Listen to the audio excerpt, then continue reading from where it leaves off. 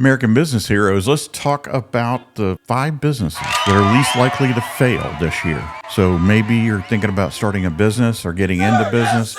Well, here are 5 businesses. And before I get into the list, I'm going to tell you, before you even think about getting into business, go talk to someone that's already doing it. In fact, maybe even go work for somebody that's already doing that. And you'll have a really good idea whether you like that business and whether it is a match for you. It's very important.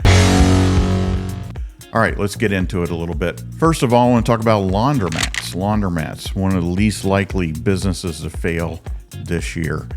Now, you have a couple of choices with laundromats. You can go buy an existing one if you can think you can make some improvements to it. One of the benefits is you can talk to the current owner, obviously, and get their financials if they're interested in selling, and talk to them about what went right, what went wrong, see what improvements you can make to that location and improvements to the financial statement to make it worth your while. Another option, of course, is to build a laundromat. You can find a building, build a building, and convert that building into a laundromat. Make sure that in either case, you're in a location that you have a lot of people around you. You have a lot of people that could potentially just walk to your location and do business with you, or maybe they drive there. Make sure you have a nice parking lot, lots of on-street parking if that's the case in either situation. If you're looking at an existing business, make sure that you have a full understanding of the age of the equipment that's in there. Make sure that you understand exactly how that equipment's operating, and talk to them about what they've done to maintain that equipment. A lot of times they'll have a service that comes out once a month and does maintenance on the equipment. So check their records on that to make sure everything is up to date. And also with the existing equipment, sit down and forecast the replacement of that equipment. So if the equipment, maybe let's say you need to get rid of it in 5 years or 10 years, go through the inventory of the equipment and say that, well, in year number so-and-so, we're going to have to replace this. So what's that cost going to be? And forecast that out as a part of your business strategy in the years to come. If you find one that's existing and you look at it and you say, well, here's what we can do. Here are some systems we can put in place, because business is all about the systems, to make this a better location, then take a look at buying it. If not, if you find a great location, an existing building you can convert or build a building, maybe go that route instead. Again, laundromat, terrific business to get into this year. Along the same lines, the second one I want to talk about would be a laundry service. So this could either be tied to a laundromat that you own, or maybe not. Maybe you don't have a laundromat and maybe you want to set this up in your own home or in your own separate building somewhere where people don't come in, but you actually go out and pick up the laundry. So let's set this up, the laundry service. What you're going to do is you're going to develop a list of customers, and you're going to tell them that you're going to pick up every week on such and such day. Say, for an example, we're going to pick up on Mondays. So every Monday they would take a bag that you supply, and they would take their hangers, or maybe you supply the hangers and the clothes, and they'd set them out on the porch in pretty much like a Santa Claus bag, we'll say. So you have a zip drawstring and you set them out, and at a predetermined time of day every week you come and you pick up that laundry. Then 48 hours later you drop it back off to that location, and you've washed it, you've dried it, you've folded it, or you hung it up, depending on what they want to have happen with their clothes. And each client that you have, each customer, you're going to have notes there to say they like their socks folded this way, they like their shirts hung, or they like them folded, and so on and so forth.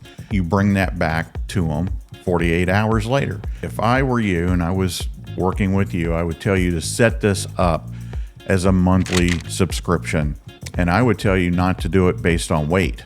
The reason is, with a monthly subscription, you're going to have money that's drawn out of their credit card on a monthly basis, whatever you set your price at. Now let's talk about pricing a little bit.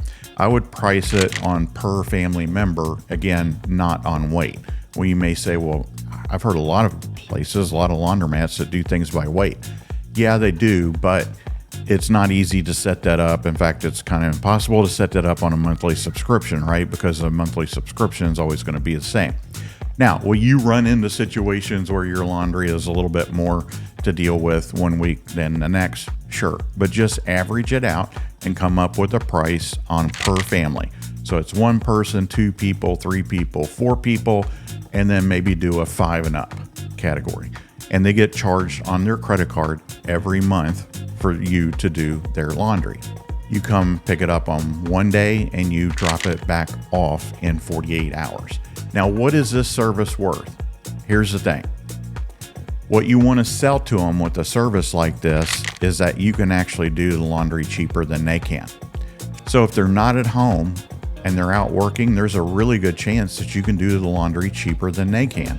Sell them on the fact that when they're home from work, you don't want them to have to go and do all the laundry and work on that, because it can take hours a week, every week, to get that done. So sell them on the fact that you're going to make things cheaper and way more easy for you to do the laundry.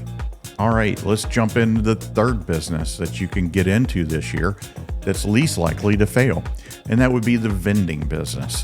Find locations where people are located where they want your products that you would have in the vending machine. So we're talking about grocery stores, restaurants, lobbies, office buildings, retail areas, any place that you have people that are going to stay for an extended amount of time. So in other words, they're at a location and they're going to get thirsty, or they're going to get hungry, or they're going to have some need that you're going to fulfill with that machine. Usually you find these locations and you split the income with the owner. It doesn't have to be, of course, 50-50. It's something that you could set up with the owner, and you split some sort of the income, keeping in mind that you're going to have to stock the machine and maintain the machine or purchase a machine. So you're going to take most of the profit. Also sell the idea that this is a hands-off situation with the owner. You're going to supply them with something that's nice, all these products, and then you're going to pay them. They don't have to do anything. You just come by on your route, stock the machine and take the money out, pay the owner, and move on. Keep in mind, though, that the equipment costs to get started, or if you're buying an existing business, vending business, you're going to have to maintain the new equipment. Also, identify if there's any equipment that needs to be replaced or maintained, or maintenance on it, and the cost that's associated with that as well. Forecast, just like we talked about with the laundromat, forecast the replacement of that equipment based on how old it is and when it needs to be replaced. The next business that least likely to fail this year, real estate rentals. So you can find a house or an apartment, I would recommend, that's in a nice area, and fix it up for rental, or you could B&B it.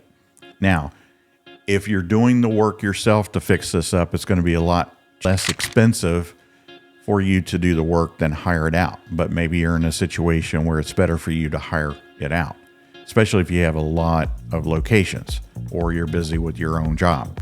Either do the fix up yourself or hire that out. And if you're doing monthly rentals on a year lease, understand that you're going to have to do inspections of that property. I would inspect it every other month. And you're also going to have to do collections, because you will have people that won't pay, refuse to get out. So understand that you have to do a face-to-face collection.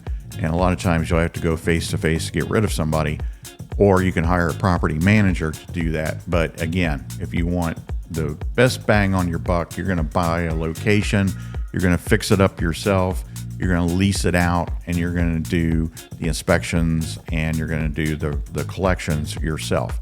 If you're going to B&B the location, then understand you have to put furniture in there, you have to put supplies in there, and you have to have somebody come on a daily basis and clean it and restock it and get it ready for the new people that are coming in. You do have inspections, but you don't have any collections with the B&B situation. So real estate rentals, either by monthly with a year contract or B&B. All right, the next business least likely to fail this year would be the trucking business.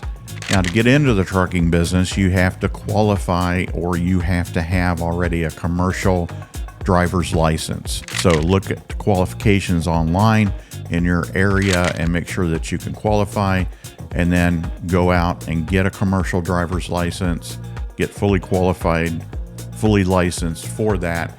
Then you either have to have already your own truck, or you have to go purchase or lease your own truck, depending on the type of trucking that you're doing. Is it going to be short runs, or will it be across the nation? Also, you must schedule your own loads yourself or hire somebody to do so. Another option to this would be to do in-town quick delivery service type business, where you have your own vehicle, say just a car that you pick up items and deliver them across town quickly, or you could have a van and do the same thing. So if you find a need for something like this in your area, again, pick up items from one location and quickly get them across the town into another location. This could be a really great business to get into as well.